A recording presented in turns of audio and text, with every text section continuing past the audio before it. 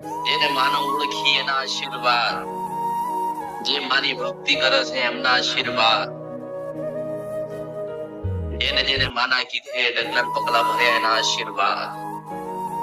તમારી માં તમારી થાય, તમારી માં તમારી થાય છે, તમે તમારી માના થજો, કારણ કે ઓળખો તો ઓળખાય. ભૂલા પડી ગયા છો તો માર્ગ બતાડીશ, ગુનો થઈ ગયો છે તો યાદ કરાવીશ.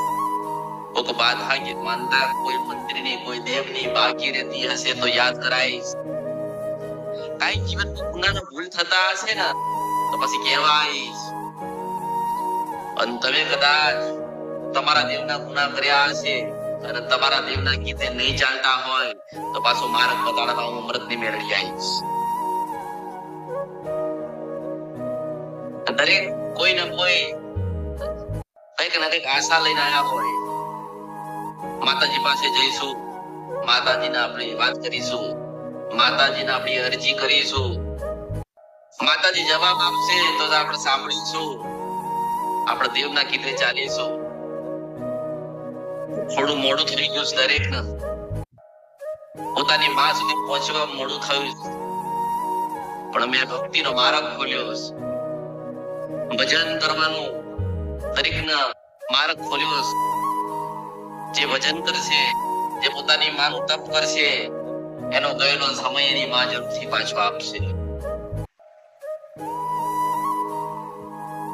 ગમે તેટલા વિઘ્ન આવે, ગમે તેટલી મુશ્કેલી આવે, ગમે તેટલી તકલીફો આવે, તમે કદાચ મારા કીધે ચાલેલા હશે તો નારાયણ એક સમય સુખ હાલવા આવશે. હું મેળવી છું.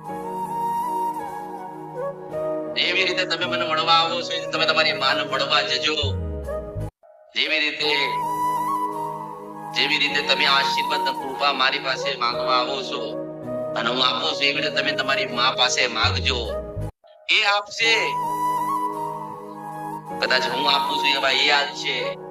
ફરક એટલો છે કે તમે તમારી માને પ્રશ્ન કરશો, કોટે કરશો, મંદિરે કરશો કે દેવે કરશો તો કદાચ જવાબ ના આપો.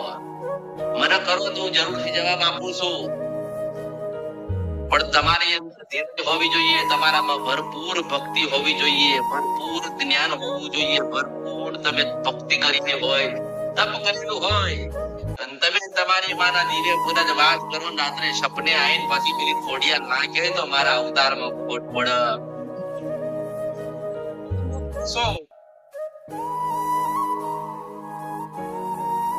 તમારી ઘરમાં કદાચ દુઃખ આવે, મૂંઝવણ આવે, ચારે બાજુથી કદાચ તમે ઘેરાઈ જાઓ અને દુઃખ તમને મૂકા નહીં, તમે તમારા દુઃખમાંથી બહાર નીકળવા માટે કંઈક ને કંઈક પ્રયત્ન કરતા હોય, દુઃખમાંથી બહાર ના નીકળાય તો ભજન ચાલુ કરજો અને ભજન કરો ને એક દાડો તમારી માં કહેવા આવે કે બેટા ગુનો કર્યો તો ને એટલે મૂંઝવણ સા જીવનની અંદર, પણ ભૂલ સુધારી દે, સત્યના માર્ગે જાઓ અને ભજન કરો છે એવું કરતા રહેજો.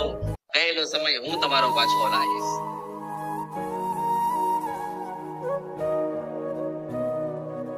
દરેક મંદિરે જવું જોઈએ, ભગવાનના માતાજીના દર્શન કરવા જોઈએ. પ્રથમ આપણી કુળદેવીનો દીવો કરવો જોઈએ. કદાચ મને મળવા આવતા હોય, મારા માટે કંઈક લઈને આવતા હોય તો તમારી માને એક ફૂલ તો જરૂરથી આપીને આવજો, આવજો ને આવજો. ઘરેથી નીકળો તો 2 કલાક દીવો થાય તો કરીને આવજો. કલાક તો ચાલશે ને, અડધો કલાક તો ચાલશે ને, 10 મિનિટ તો જ્યોત ચાલુ રહેશે ને.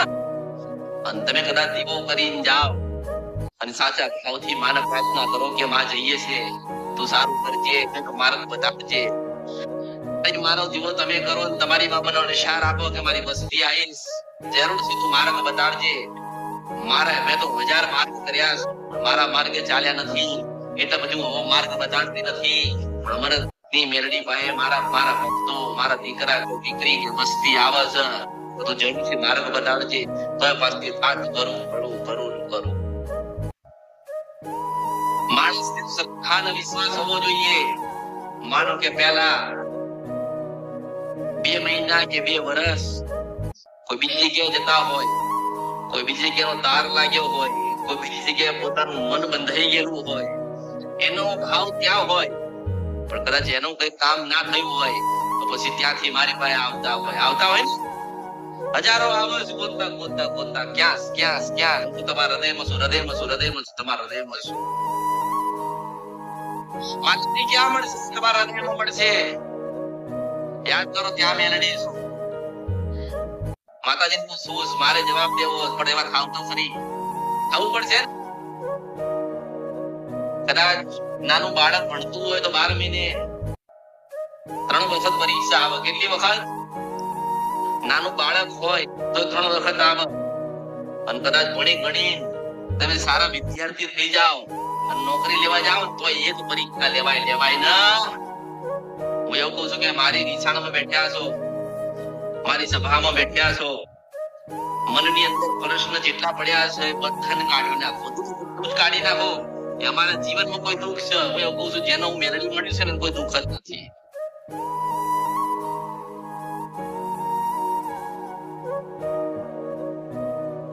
રાજા કે મહારાજા વર્ષો પહેલા હતા ને તો દેવી શક્તિઓ પર જીવી ગયા. તમે કોઈ રાજા મહારાજા નથી કે એમના વંશજ નથી કે એમના દીકરા કે દીકરી નથી. જો રાજા મહારાજા ઉપાય દુનિયાની બધી જ તમામ વસ્તુ હતી તો એ દેવી શક્તિઓ પર નિર્ભર રહેતા હતા. તમે કેમ ના રહી શકો? તમે તમારી કુળદેવીના ઉપર નિર્ભર રહી શકો છો. તમારા ઘરે શિકોતર બેઠી છે ને એના ઉપર તમે રહી શકો છો.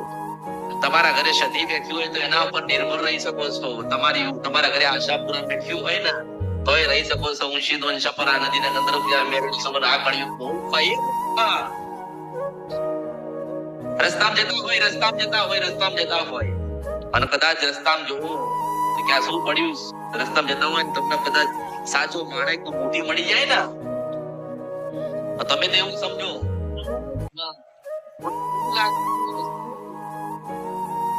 તમે કદાચ એવું સમજો કે આ તો ખોટી વસ્તુ હોય. સાચો હીરો તમારામાં જ્ઞાન નથી, તમને એની સમજણ નથી એટલે તમારા માટે ખોટું ના. પણ હીરાની અને સોનાની પરખ જેને આવડે એ જ કરી શકે. એટલે બધા મેલડી કરી બધા દોડે છે તો ખરી કહું છું, જોઈ દોડો 10 વર્ષ તો મારી પાસે જેટલા તમારા ઘરે જેટલા તાળા મારેલા હશે ને લોકોએ, તમારા વડીલોએ જ્યાં જઈને ત્યાં નવું જૂનું કરાઈ તમારી માતાઓને વધુ મજબૂર કરી, દુઃખ દેવા મજબૂર કરી. દુઃખ દેવામાં તમારી માતા તમને દુઃખ દેવામાં લોકોએ મજબૂરી કરી. કેમ કે તમારા ઘરે એક માતા બેઠી હોય આશાપુરા અને તમે પછી કોઈ જોગણી હવે દુઃખ થાય કે નહીં? દુઃખ દેવામાં મજબૂર થાય કે નહીં? જોગણી હતી પછી સતી લઈને બેહાડી એટલે મજબૂર થાવ કે નહીં? તમારી માં મજબૂર થાય ને. મારે તો કોકની પાસેથી 10,000 લીધા હોય, 1 મહિનો વ્યાજ ના આપ્યું, બીજા મહિને વ્યાજ ના આપ્યું એટલે ઝઘડો થાય કે નહીં? થાય ને. એ વ્યાજ વાળો ગસ્તો કહેવાનો તો આ પૈસા લો આપણે ગરજ હતી આપણે દીવા કર્યા. આપણે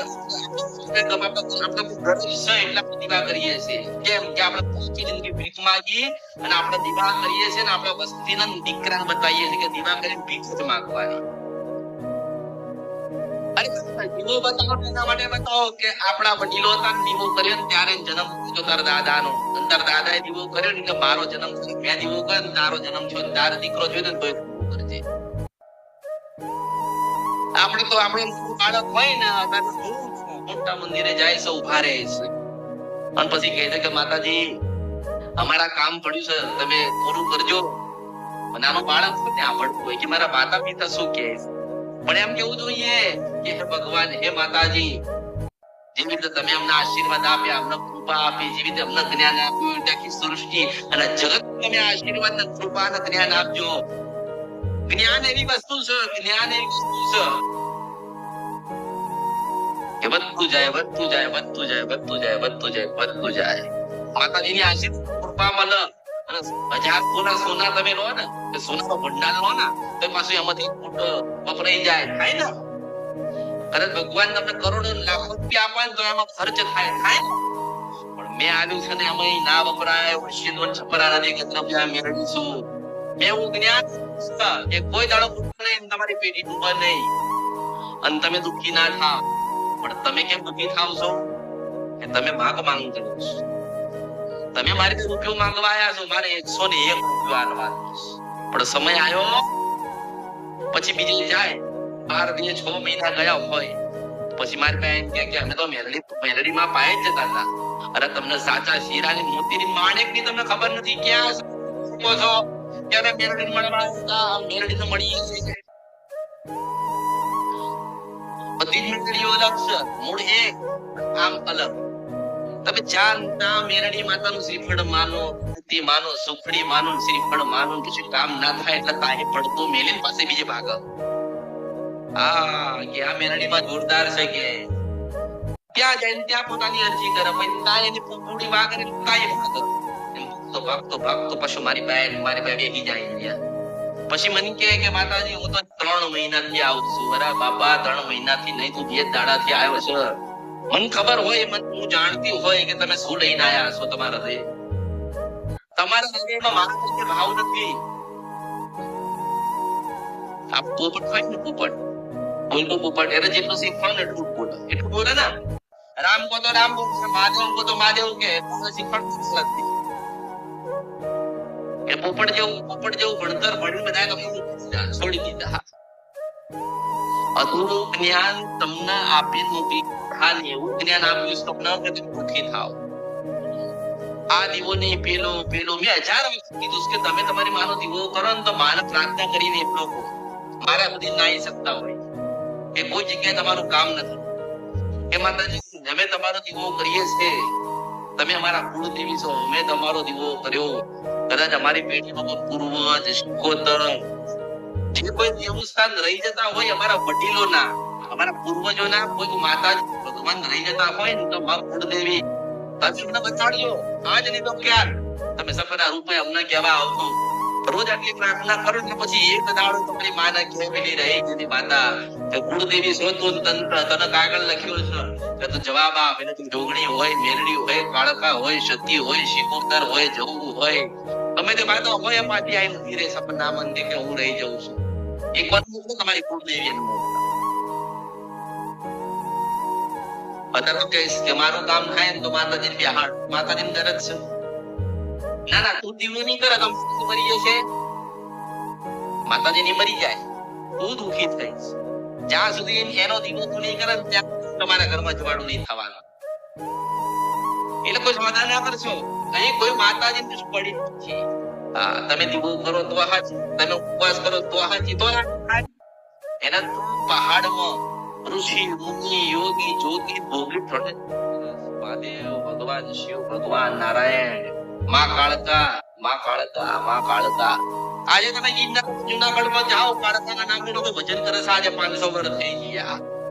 એક કણખલા જેટલો આશીર્વાદ લેવા માટે કે આપણે મહાકાળીનું ભજન કરીએ ને પાવા લઈને કાળકાએ મોગીને એવું કહે કે બેટા શું જોઈએ? આટલા શબ્દો ને એના માટે 1000 વર્ષ કરો, 500 વર્ષ ખાઈ પીવા નહીં, ભગવાનના માતાજીની ભક્તિમાં લીન એક આટલા કણકવાર એના આશીર્વાદ અને એના દર્શન કરવા માટે એમ શીખવું જોઈએ. ધીરજ, મોટી શું જોઈએ? ધીરજ. જેની પાસે ધીરજ હશે ને એની કાળકા બનશે. જેના ધીરજ હશે એની સદીમાં એનું કામ કરશે. જેની પાસે ધીરજ હશે શિવોતરમાં રાજીવ થઈને એનું ટાપુ કરશે. માતાજીને બધી ખબર જ છે. તમારા કરતા બુદ્ધિશાળી તમારી માતાઓ ઘરે બેઠી છે. હા, એટલે એવું ના વિચારશો કે અમે દુઃખી છીએ, અમે જોવડાવવા જઈએ. તમે ઘરની બહાર નીકળવાના છો ને એ માને ખબર છે. તમે શું કરવા છો ને એ માને ખબર છે. મંદિર શેના માટે બન્યું? કે માતાજી ભગવાન પાસે જઈને અરજી કરવાની, માંગ કરવાનું. ભલે ગમે તે માતાજી ગમે તે હોય, આપણે તો સુખી થવા જોઈએ. બધા માણસોને એવું છે, અમે સુખી થઈ જવા જોઈએ. સુખ કોને કહેવાય?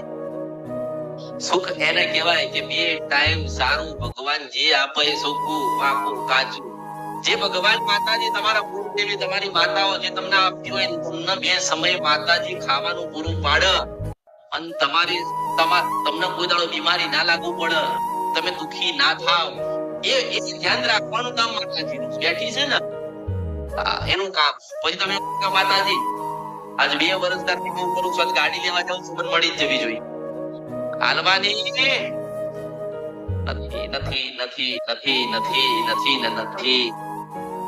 માણસ આ દેશ છોડીને બીજા દેશમાં ગયો ને તો એ દુઃખી.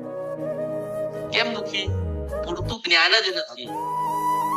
અહીંયા બધું મૂકી દે વિદેશમાં જાય પછી કે અહીંયા માતાજી કે માણસ રાખ્યો સ્ત્રીઓ કરશે તો માણસ દીવો કરે તો એને પગાર જ મળે. કોના માટે? નોકરી કરે એને પગાર મળે, એને જ મળે ને. જે નોકરી કરશે, જે મહેનત કરશે, જે મજૂરી કરશે એના પગાર મળે છે. એવી વિદેશમાં કદાચ બેઠા બેઠા તમે કહી દો કે અમે તો માણસ રાખ્યો છે ત્યાં, તે અમારી વાડી કરે છે, ઘરે જાય છે ને અમારી માતા પૂજા કરે છે. એટલું યાદ રાખજો કે એક દાડો તમારી પેઢી ભૂસી નાખશે ને એની પેઢી અમર થશે. આ દીવો કરવા વાળા ને હું મેળવી. તમે તો માતા તમારા મનથી તમે નક્કી કર્યું કે માતાજીના દીવા થાય એટલે આપણે માણસ રાખીએ. અરે એમ કેવું જોઈએ કે માતાજી સાંભળો સાંભળો સાંભળો. હું થોડી વિદેશ જાઉં છું અને વિદેશમાં ભગવાનના ઘેર જાઉં તો તારો દીવો અમર થાય ને એવા આશીર્વાદ આવે. તપાસી તા ઉભી રહે ત્યાં આશીર્વાદ આલવા આવે. એટલે તમે જે વિચાર માણસ જે વિચારે છે ને એ તદ્દન ખોટું. તમે જે વિચારો છો ને એ કશું જ નથી. તમે વિચારશો નહીં જે ભગવાન જીવાડે ને જીવી લો. જવાનું પાકું એ લેવા આવશે તમે તારે. દિવસે નહીં જોવે, રાતે નહીં જોવે, સમય નહીં જોવે, ચોઘડી નહીં જોવે. એ સીધું જ એમ જ કહે ચલો થયું એટલે ઉપડો અહીંથી તો ઉપડી જવાનું. એટલે તમે 4 દિવસના ધરતી ઉપર મહેમાન છો પણ તમે એવો આંબો રોપીને જાઓ જેની કેરી તમારા દીકરા ખાય ને એના દીકરા ખાય. તમે શું કરો છો? તમે આંબો તમે પાપ રોપીને જાઓ છો. તમે પુનરાવૃત્તિ કરીને જતા, તમે ખોટું કરીને જાઓ છો. બધું મૂકીને માણસ ભગવાનના ઘેર જતો રહે છે એવો ને એવો. પછી શું થાય? પછી પૂર્વત થાય. પૂર્વત થાય ને પછી કોતર થાય. અરે મારા આટલા બધા દીકરા હતા એમનું કોણ ધ્યાન રાખશે? પછી કે અરે મારી આ 100 વીઘા જમીન પડી છે, ઘર પડ્યું છે, કોણ ભોગવશે? મેં ભેગું કર્યું પૂર્વત ફર્યા કરે. આત્મા બનીને બધા ફર્યા કરે, ફર્યા કરે, ફર્યા કરે, ફર્યા કરે. પછી કે એ દુઃખી શું દુઃખ દેવાના? એ જ્ઞાન નથી. જ્ઞાન એટલે મારું દરેકને કહેવાનું થાય છે કે ભગવાને જીવન આપ્યું, શાંતિથી જીવી લો. કેવી રીતે જીવી લો? ભગવાને જીવન આપ્યું, શાંતિથી જીવી લો. માંગ કશું કરશો નહીં. ભગવાનને તમારી માતા બેઠી છે ને, જે તમારા ઘરે બેઠી છે ને એને બધી જ ખબર છે કે ક્યારે આપણા અવસર લેવાનું છે, ક્યારે દીકરાની વહુ લાવવાની છે ને ક્યારે દીકરીને મોકલવાની છે આહારે. માતાજી બધી ખબર છે. એટલે ખોટી માથાકૂટ કરશો નહીં. લોકો તો બહુ ધનવાન ને બહુ રૂપિયા વાળું થઈ જવું. પેલા કે માતાજી મારા પાસે કશું જ નથી, આપણે દયા થઈ કહીએ કે જા 25 લાખ રૂપિયા આવશે. પછી આવે તોય રાજી ના થાય. તો બચ્ચા જોઈએ ના બચ્ચા આવશે